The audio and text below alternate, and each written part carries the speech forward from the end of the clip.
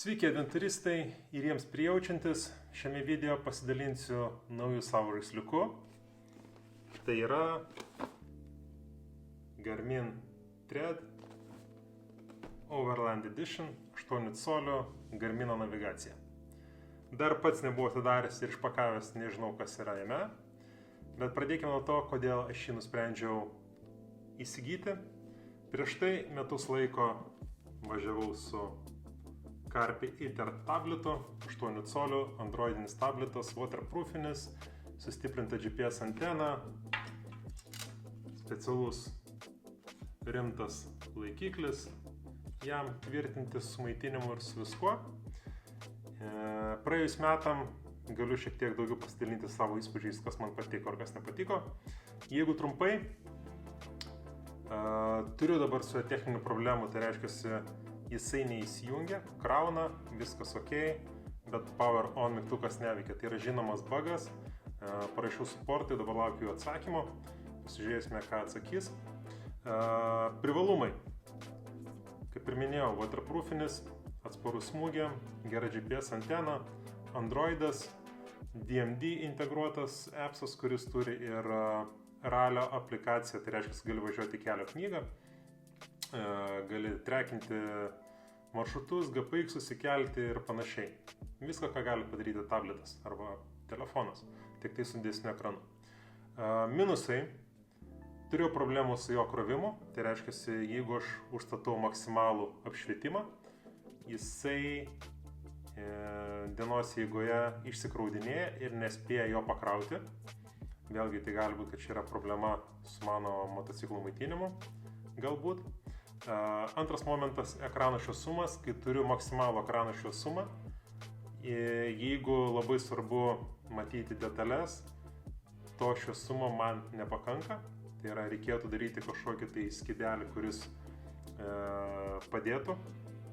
Tai yra, šiek tiek uždengtų nuo saulės spindulių, matomumas tada būtų geresnis. Tai dar vienas privalumas, kad Carpi Iter tabletas yra valdomas nuo vairo su mygtukais. Tai labai padeda, ypatingai, kai noriu zoom in, zoom out padaryti. Tai buvo vienas iš priežasčių, kodėl aš būtent pasirinkau Carpi Iter tabletą. Bet atėjo laikas išbandyti kažką naujo. Ir tai yra Garmin Thread. Navigacija, kuri yra didelė, šiaip yra skirta bagiam ir džipam, bet tikiuosi, aš ją pritaikysiu naudoti būtent motociklui. Privalumas yra didelis ekranas, labai šviesus ekranas ir tai yra pirmas Garminas, kuris palaiko, jis beje yra ant Androido pastatytas, jis palaiko remote valdymą, tai yra galima valdyti jį su mygtukais nuo vairo. Ar tai pasiteisins su mano turimais komanderio mygtukais nuo Carpi Iter? Teoriškai jie turėtų sąveikauti, kiek praktikoje tai veiks neveiks, bus matyti, kai sumontuosiu. Bet pirmiausia pasižiūrėkime, kągi mes turime su šio daiktu. Taip. Garmin Thread Overland Edition. Ok. Matome, čia yra pats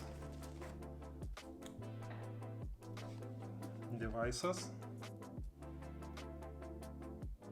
Kaip jisai atrodo, kita pusė.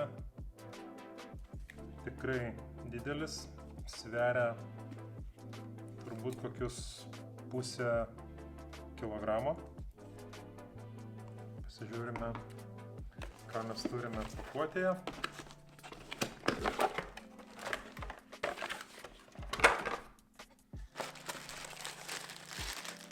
Maitinimas nuo prikurkės. Čia yra kažkokia įdomi jungtis. Nežinau, ką jinai daro, bet kažką daro. Gerai, žiūrim toliau. USB paprastas, USB-C laidas. Toliau čia yra daiktas, kurį galima klijuoti prie stiklo ir montuojasi navigacija. Tai kitaip sakant, prie stiklo ir kitą pusę laiko navigacija. Nepanaudosiu šitą daiktą turbūt. Ir čia yra su RAM ball mountu.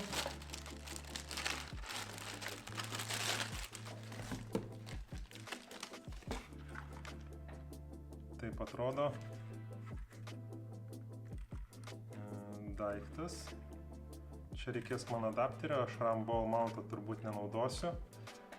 Turiu nuo anksčiau 3D spausdintuvo atspausdintą laikiklį ant turbūt 13 mm baro.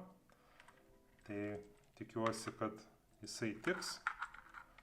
Tai pasižiūrėjus atrodo, kad viskas ok. Tai RAM ballas nusijems ir užsidės mano paprastas laikiklis. Tai va, tai turbūt jisai turėtų... čia yra dangtelis. Jis klausimas, kaip jisai...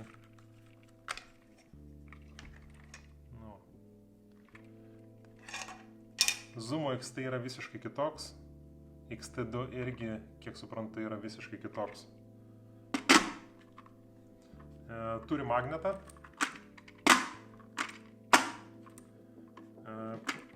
Pritraukia gerai, bet dar jį galima užrakinti. Tai reiškiasi... jis atsitraukia gal. Paprastai. Jo, tai reiškia, tvirtinimas yra toks, kad jisai prikimba su magnetu ir tada mes viršutinę dalį šitą užspaudžiam, užsifiksuoja. Pats daiktas nėra rakinamas, tai reiškia, ant motociklo palikti jo negali, bus greičiausiai nuneštas. Taip. Atitraukiam, atsikabinam. Taip, ką dar turime? Čia yra kažkokia instrukcija ir turbūt viskas. Pabandom jungti, ne?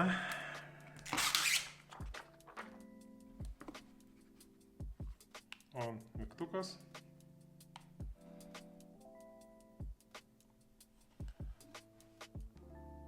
Čia yra realiai Androidas, ant Androido padarytas Garminas. Minusas yra, kad Google Play neveikia ir negali veikti, tai reiškia, appsus, kurios galima rašyti į Androidinį device, bus labai ribotai. Ir tai yra jo pagrindinis minusas.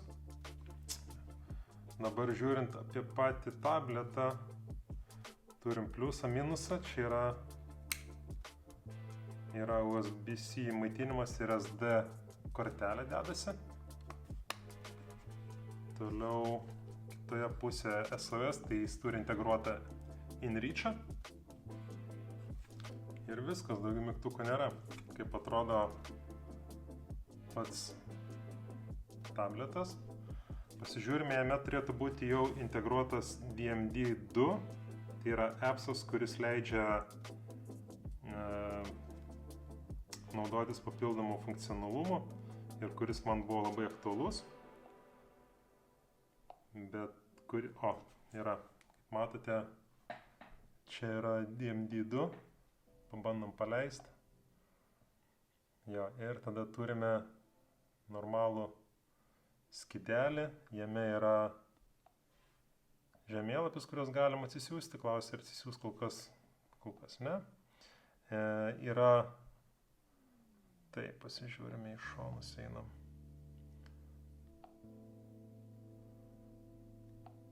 Ką mes čia turime, reikia susikonfigūruoti viską, bet man patinka, kad tas dalykas yra. Tai overall atrodo daiktas tikrai labai rimtai. Baterijos yra 13%, tai ilgai netarnaus, manau. Reikia daugiau pasikrauti, kad galėčiau pasižaisti. Ekranas solidus, pasižiūrėsime, kaip tai veiks nakties metu ir prie ryškios saulės. Nakties metu tai aišku problemų nebus, bet dieną, kai yra labai šviesu, vienas pagrindinių minusų, kuris buvo problema su Carpe Eateriu, man šviesumo neužteko. Čia tikiuosi bus šita problema išspręsta ir tai bus padaryta žymiai geriau. Tai ką, tiek trumpai apie Garmin Thread. Einu pabandyti sumontuoti jį ant motociklo, susikonfigūruoti ir jau išbandysiu artimiausiuose 500 šį savaitgalį. Pasižiūrėsime, pasiteisins tai ar ne.